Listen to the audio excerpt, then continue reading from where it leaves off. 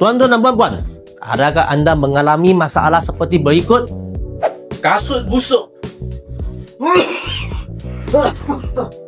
sofa bau rokok, dalam kereta bau durian kuat. Jangan risau, hari ini David nak mengenalkan Vaccine Odor Repellent. Ramai orang sembuh pewangi, kononnya menutupkan bau. Tapi lepas 5 minit, bau busuk tu pulang balik.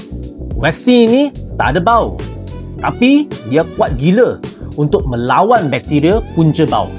Yang penting, kita dah buat lab test dan selamat disentuh kulit. Cara kegunaan dia sangat senang. Spray je. Nak pakai dalam kereta, orang tamu, hotel, pejabat pun boleh. Vaccine Odor Repellent ni datang dengan 2 saiz.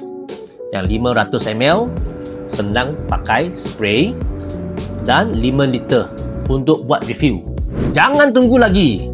Kalau tuan-tuan dan puan-puan mengalami masalah bau busuk, mesti pakai Vaccine Odor Repellent. Sebarangan pertanyaan tentang Vaccine Odor Repellent, sila menghubungi kami di bawah.